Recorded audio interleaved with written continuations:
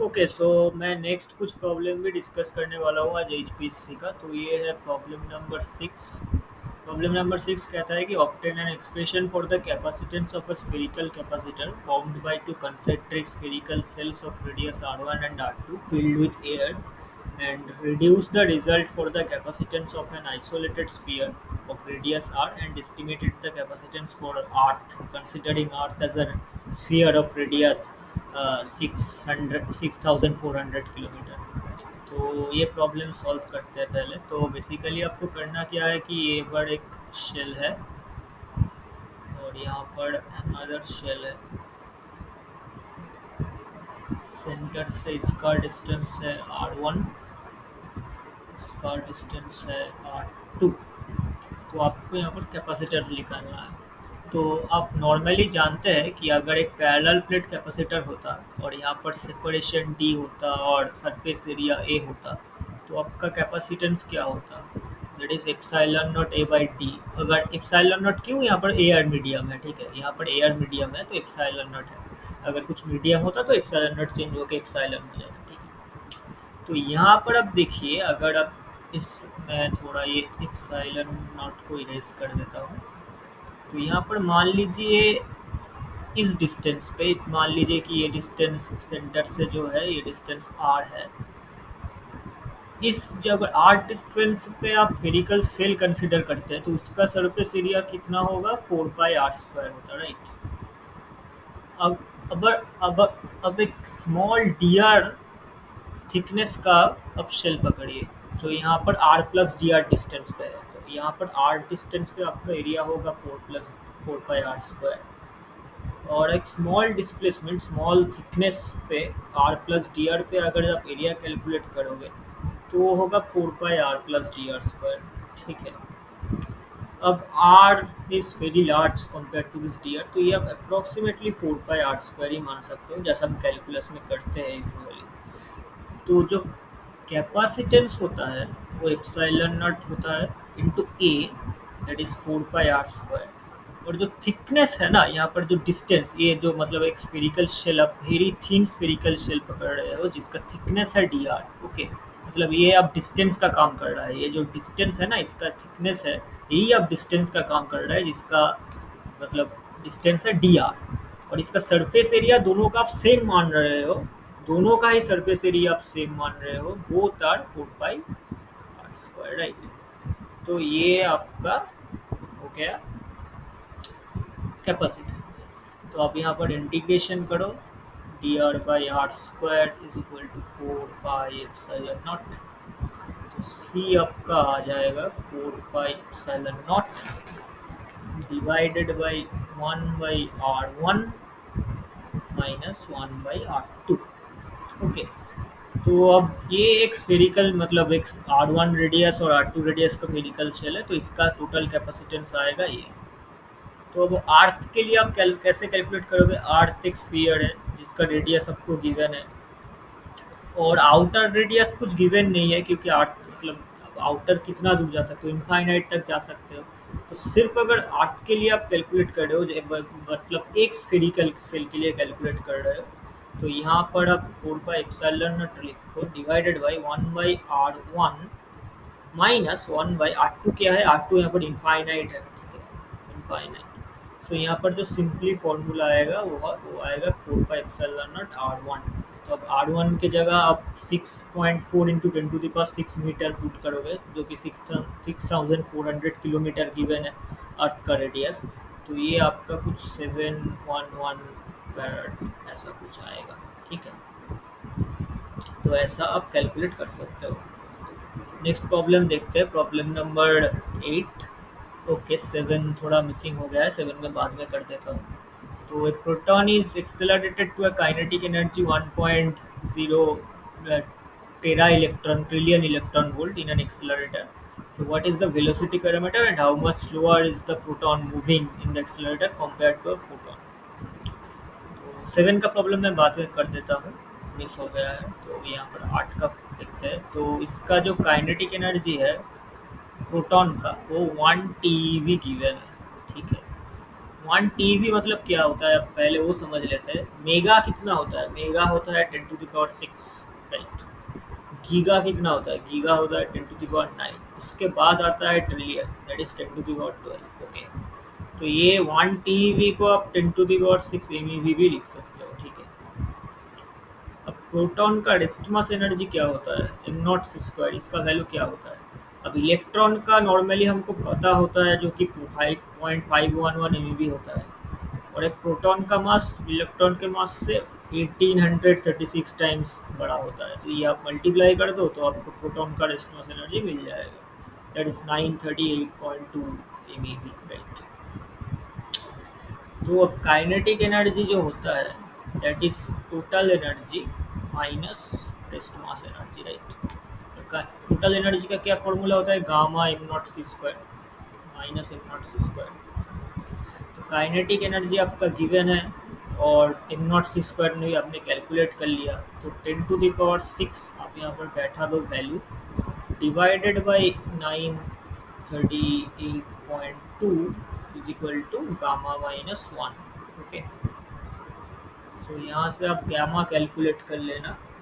Gamma आपका कितना आएगा, मैं थोड़ा कैलकुलेट करके देख लेता हूँ। गैमा आपका आएगा ऑलमोस्ट 10⁻3 के आसपास, 1067 ऐसा कुछ आएगा, ठीक है। मतलब ऑलमोस्ट आप 10⁻3 पे आसपास आएगा। तो ये आप थोड़ा चेक कर लेना, ठीक है। तो अब वेलोसिटी आप कैसे निकाल लोगे? तो गैमा क्या होता है? Root under one, sorry root under one नहीं,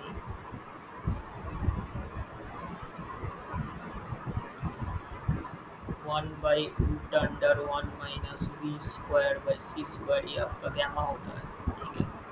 तो यहाँ से आप अगर v कैलकुलेट करोगे तो v क्या होता है? 1 minus root under 1 by gamma square into C.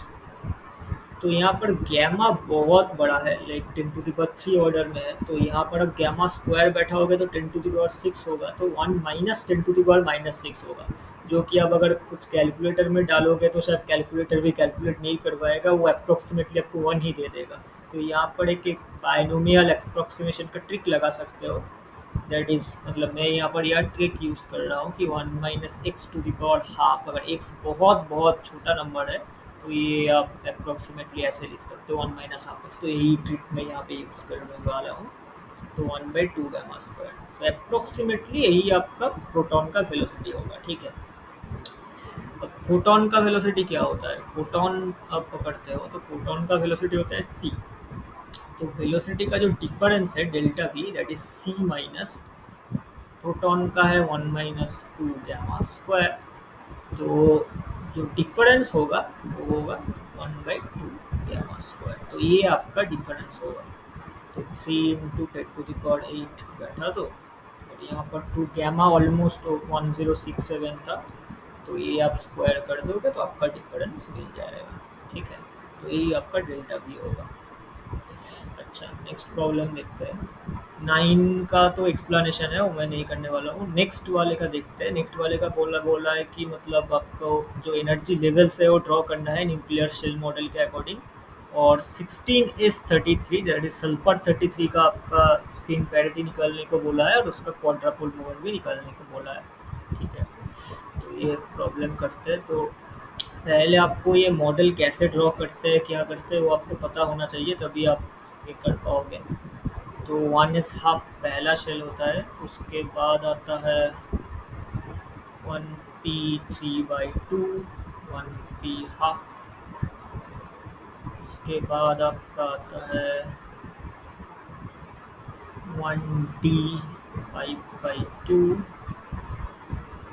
2s half, और 1d3/2, और भी ऐसे चलता है। ये वाला लेवल अब 1f7/2 SPDF, हाँ ऐसा कुछ हो जाता है। तो ये पर चलता है ऐसा, ठीक है। तो पहले मतलब यहाँ पर कितना इलेक्ट्रॉन्स आएंगे वो आप फाइंड करते हैं 2j+1 से।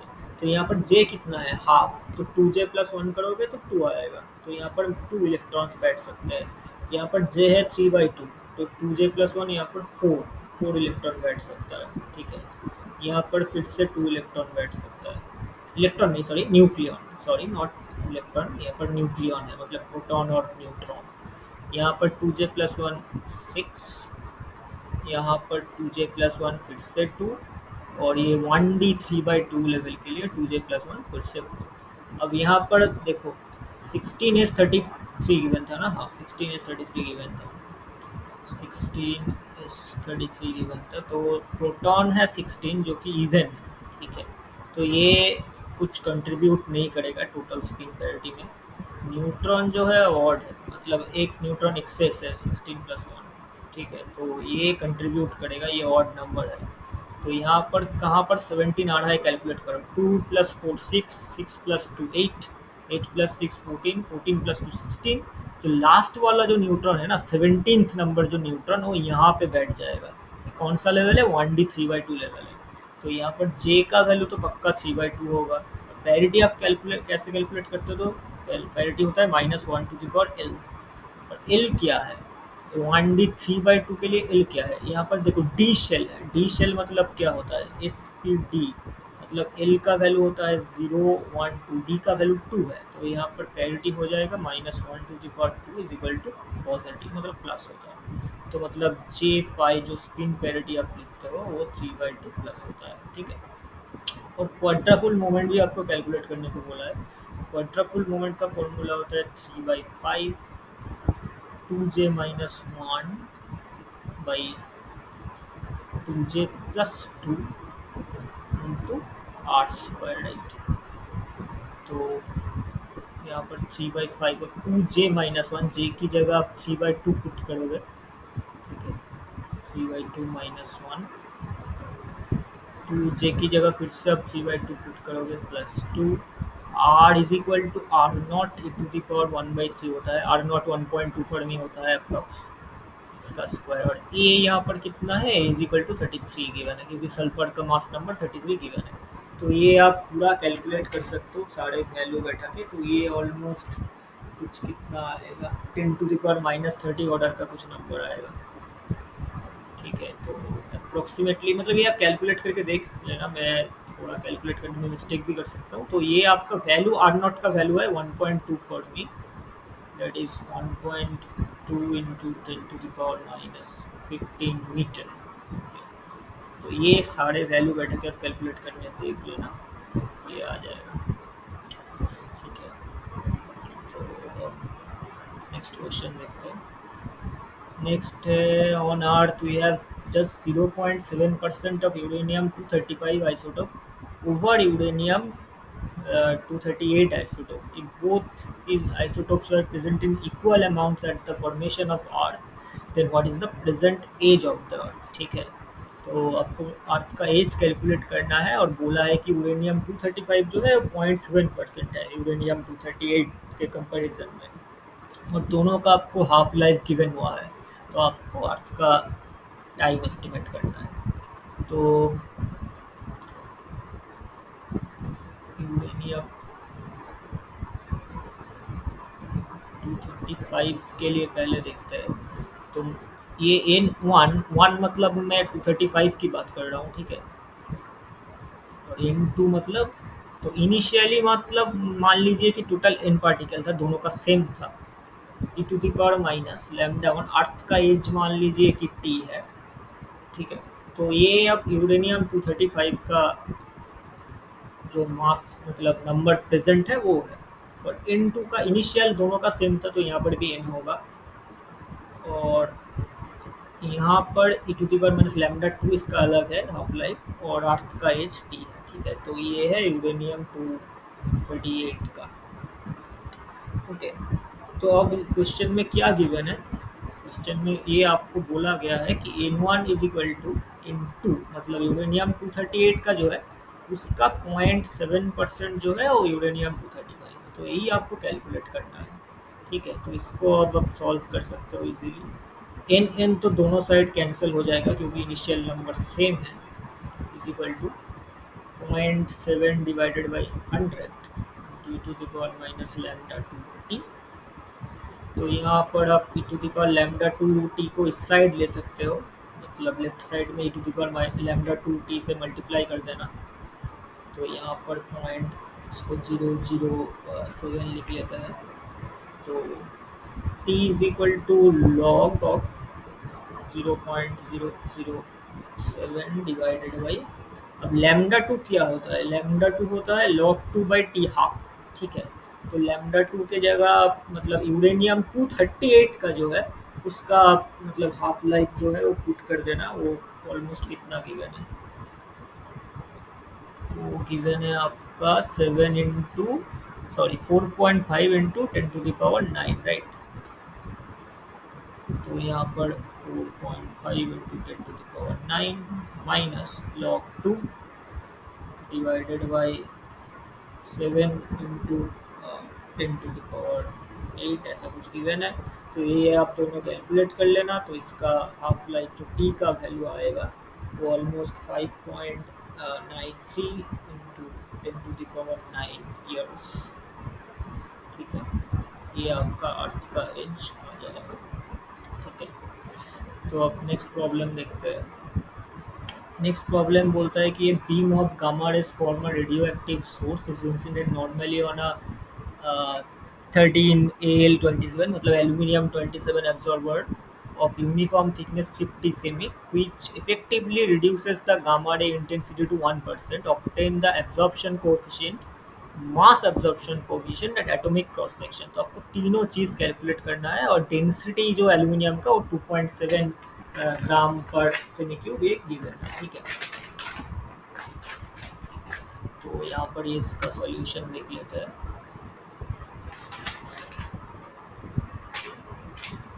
तो यहाँ पर आई जो sorry I is equal to I naught E to the power minus alpha x, ये हमें पता होता है formula, alpha is the linear absorption coefficient. तो आई जो आई नॉट का है 1% बन चुका है, ठीक है। तो 1% means 0.01 equal to e to the power minus alpha x. So alpha जो हो जाएगा आपका log of minus log of 0.01 divided by x. अब एक्स का वैल्यू क्या है, एक्स का वैल्यू आपका गिवन है 50 cm, that is equal to 0.5 metre. आप इसको सेमी में भी कर सकते हो, मीटर में भी कर सकते हो, कोई दिक्कत नहीं। मुझे एसआई यूनिट पसंद है तो मैं एसआई में ही करता हूँ। तो ये आप जब कैलकुलेट करोगे ये ऑलमोस्ट आपका 9.2 मीटर इनवर्स इसका यूनिट है, तो ये इतना वैल्यू आ जाएगा, ठीक है। अब मास एब्जॉर्प्शन कोफिशिएंट पूछा है, दैट इज अल्फा एम। तो इसका जस्ट फॉर्मूला होता है अल्फा डिवाइडेड बाई रो, ठीक है, डेंसिटी। तो ये अल्फा इज 9.2 मीटर इनवर्स और रो आपका 2.7, रो कितना है, रो 2.7 ग्राम पर सेमी क्यूब गिवन है। तो आपको ये भी एसआई में आप कर सकते हो, दैट इज 2700 kg पर मीटर क्यूब, ठीक है। तो ये आप कर सकते हो 2700 kg पर मीटर क्यूब। तो ये आपका कुछ वैल्यू आ जाएगा, that is 3.4 into 10 to the power minus 3 metre square per kg, okay. और एटॉमिक क्रॉस सेक्शन पूछा है, देखिए इंटेंसिटी डिक्रीज हो रहा है, ठीक है। तो नंबर ऑफ पार्टिकल्स भी इसका मतलब डिक्रीज हो रहा है।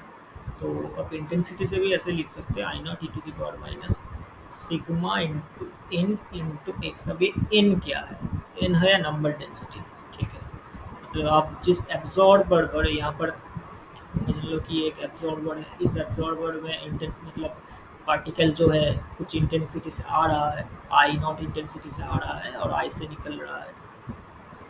तो यहाँ पर कितना नंबर, कितना डेंस पार्टिकल्स है, कितना डेंसली एल्यूमिनियम का पार्टिकल्स है उस पर डिपेंड करता है। तो ये है नंबर डेंसिटी, ठीक है। नंबर डेंसिटी, नंबर डेंसिटी आप कैसे फाइंड करोगे, that is rho is equal to N M. M क्या है, इंडिविजुअल एक मतलब एक एटम अगर लेते हो 13Al27 का, उसका क्या मास है, ठीक है। तो ये आप ऐसे लिख सकते हो एम बाई एन है, पर एम इज द मतलब 1 मोल का कितना मास है और ये है 1 मोल मतलब एवोगैड्रो नंबर ऑफ पार्टिकल्स। 1 मोल में एवोगैड्रो नंबर ऑफ पार्टिकल्स होता है और एम क्या है, एम है 27 ग्राम। एल्यूमिनियम का जो होता है 27 ऑलरेडी गिवन है। तो एन आप यहाँ से कैलकुलेट कर सकते हो, that is N A into rho is 2700, और यहाँ पर जो 27 ग्राम है इसको भी आप केजी में कन्वर्ट कर लोगे तो ये हो जाएगा। और एन ए का वैल्यू कितना होता है? एन ए का वैल्यू होता है 6.023 into 10 to the power 23। Okay, तो ये आप एन का वैल्यू यहाँ पर पुट कर दोगे, एक्स का वैल्यू तो ऑलरेडी 0.5 मीटर गिवन है। यहाँ से अब सिग्मा, और ये तो 1% डिक्रीज हो रहा है, तो I is equal to I naught by 100, right. तो ये यहाँ से आप सिग्मा इजीली कैलकुलेट कर सकते हो, मैं यहाँ पर नहीं कर रहा हूँ, आप कर लेना। ये almost 1.527 into 10 to the power - 28 metre to the power -2 ऐसा कुछ आ जाएगा, ठीक है। तो ओके, न्यू स्लाइड बनाते हैं, ठीक है। अब लास्ट प्रॉब्लम देखते हैं। तो यहाँ पर कुछ क्लासिफिकेशंस का, मतलब पार्टिकल को आप कैसे क्लासीफाई करते हो, कि लेप्टॉन है, बैरियन है, हेड्रॉन्स है, कैऑन्स, मेसॉन्स, ये सब आपको डिस्कस करना है, चार्ट बनाना है बेसिकली, आप मतलब अच्छे से लिखना चाहते हो तो। एंड आपको वेरियस कंजर्वेशन लॉ भी लिखना है, जैसे कि electron number, Baryon number, strangeness, जो स्पिन, आइसोस्पिन, ये सब होता है। और आपको ये दो मतलब अननोन जो चीज़ है ये आपको पता लगाना है कि वो क्या है। तो ये हम करते हैं। तो पहला वाला लेते हैं, pi minus plus P is equal to neutron plus something. Okay, तो पहला जो गिवन है, pi minus plus P is equal to neutron plus, यहाँ पर कुछ एक है। तो पहले आपको क्या देखना चाहिए, मतलब मैं जैसे करता हूँ, बोलता हूँ, पहले चार्ज देखना चाहिए कि चार्ज इजीएस्ट है देखना। तो चार्ज यहाँ पर पाई माइनस है, तो कैसे इसका चार्ज पता चलेगा? यहाँ पर ऑलरेडी माइनस, मतलब इसका सर पे माइनस लिखा हुआ है, तो इसका चार्ज -1 है। प्रोटॉन का चार्ज आपको पता है कि +1 होता है। न्यूट्रॉन का चार्ज आपको पता है 0 होता है। तो अब लेफ्ट साइड में टोटल चार्ज कितना हुआ? 0, ठीक है। न्यूट्रॉन का ऑलरेडी 0 है, तो जो अननोन पार्टिकल होगा इसका भी चार्ज 0 होगा, ये कन्फर्म है, ठीक है। तो एक चीज़ तो हमें मिल गया कि चार्ज इसका 0 होगा। अब आप इलेक्ट्रॉन नंबर देखिए, ये लेप्टॉन, पाई माइनस, ये तो लेप्टॉन नहीं होता, ये मेसॉन होता है, तो लेप्टॉन 0।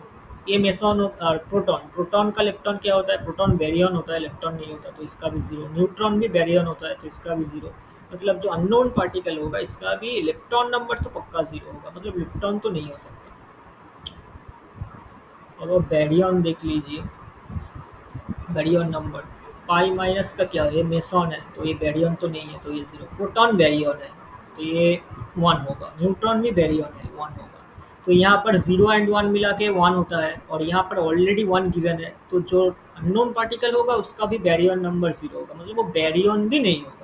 तो पक्का पता है कि ये मेसॉन में कुछ आने वाला है, या तो पाई मेसॉन, या फिर कैओन, या फिर ईटा मेसॉन, ऐसा कुछ आने वाला है, ठीक है।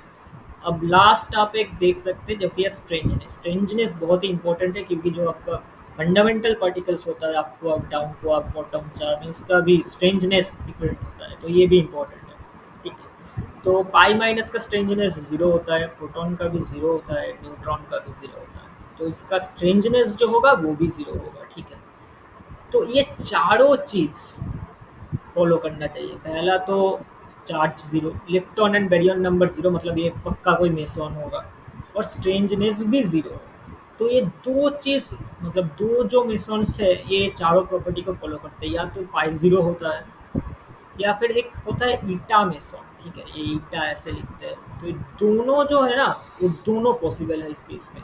अगर अब आप बोल सकते हो कि आपने स्पिन चेक नहीं किया, आइसो स्पिन चेक की नहीं किया, तो ये आप खुद भी चेक कर सकते हो, ठीक है। मतलब स्पिन, आइसो स्पिन अगर सब आपको पता नहीं है, तो आइसो स्पिन I3 होता है, third component of iso spin.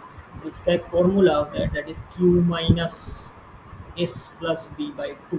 Q होता है चार्ज, एस होता है स्ट्रेंजनेस, बी होता है बैरियर नंबर, और स्पिन तो आपको पता है क्या होता है। तो इन सबको भी अगर आप चेक करोगे ना, तो दोनों ही आपका सही होगा, ठीक है, दोनों ही सही होगा। तो मेरे हिसाब से तो यहाँ पर पाई 0 भी मतलब होगा, और अगर कोई ईटा मेसॉन लिख के आया है तो वो भी करेक्ट होगा, ठीक है।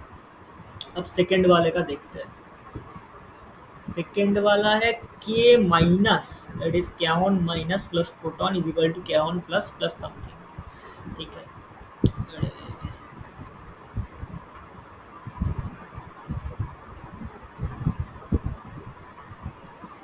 सॉरी। ओके, तो सेकेंड वाले का क्या गिवन है, K minus plus proton is equal to K plus plus यहाँ पर कुछ आएगा अननोन होगा। तो पहले सेम रूल चार्ज देख लेते हैं। ठीक है, तो चार्ज आपका क्या है, यहाँ पर -1 है, साइड पे -1 गिवन है ऑलरेडी। यहाँ पर प्रोटॉन का चार्ज +1 है, कैओन का चार्ज +1 है। ठीक है, तो यहाँ पर जो देखिए +1 -1 मिला के 0 हो गया, तो लेफ्ट राइट साइड में जो होगा यहाँ पर भी -1 ही होना चाहिए, तभी टोटल मिला के 0 होगा। ठीक है, तो इसका चार्ज तो पक्का -1 होगा, ये पता चल गया। अब आप लेप्टॉन देख लीजिए। लेप्टॉन यहाँ पर कोई भी लेप्टॉन नहीं है, ये कैओन है, ये 0। प्रोटॉन रेडियन होता है इलेक्ट्रॉन नंबर 0। ये भी कैओन है, तो इसका भी इलेक्ट्रॉन नंबर तो 0 है। तो यहाँ पर जो होगा वो इलेक्ट्रॉन नंबर 0 होगा, मतलब ये इलेक्ट्रॉन तो नहीं होगा। बैरियन देख ले आप, कैओन है, बैरियन नंबर 0। प्रोटॉन है, बैरियन नंबर 1। कैओन है, बैरियन नंबर 0। तो यहाँ पर एक Baryon extra number, Baryon number left side में एक एक्स्ट्रा है। तो यहाँ पर जो बैरियन नंबर होगा तो पक्का 1 होगा, मतलब ये पक्का एक बैरियन में से ही कुछ होगा, बैरियन में होगा और चार्ज भी -1 होगा। तो लास्ट क्या बचता है जो कि इम्पोर्टेंट है, वो है स्ट्रेंजनेस। स्ट्रेंजनेस अब चेक कर सकते हैं। कैओन माइनस का स्ट्रेंजनेस -1 होता है, प्रोटॉन का स्ट्रेंजनेस 0 होता है, कैओन प्लस जो होता है उसका स्ट्रेंजनेस +1 होता है। तो यहाँ पर जो नेट स्ट्रेंजनेस है ना वो -1 है। तो यहाँ पर ऑलरेडी एक +1 बैठा है, तो इसको अगर कंपेंसेट करना है तो -2 होना चाहिए, लेकिन तो -1 + 0 दैट इज -1 नेट स्ट्रेंजनेस। तो राइट साइड में अगर +1 -2 करोगे तो नेट -1 आएगा, स्ट्रेंजनेस -1 होगा। तो ये बेरियन होगा, चार्ज -1 होगा, तो स्ट्रेंजनेस -2 होगा। तो एक ही पार्टिकल होता है ना जो ये तीनों चीज़ फॉलो करता है, इसको काई बोलते हैं नॉर्मली। तो ये ऐसे डिनोट होता है काई माइनस, मान मतलब जान लो ये कि ये काई एक 0 होता है और एक काई माइनस होता है। 0 मतलब 0 चार्ज, माइनस मतलब नेगेटिव चार्ज। तो ये जो काई माइनस है ना, इसका चार्ज नेगेटिव है, ये एक बैरियन है और उसका स्ट्रेंजनेस -2 होता है, ये इंपॉर्टेंट है। तो ये जो अननोन पार्टिकल होगा ना, ये काई माइनस होगा। आप पार्टिकल फिजिक्स के सारे रूल फॉलो करते हो तो ठीक है। तो या that's it for today, and मिलते हैं नेक्स्ट वीडियो पे। बाकी जो प्रॉब्लम है उनका भी सॉल्यूशन सब कर देंगे। ठीक है, थैंक यू।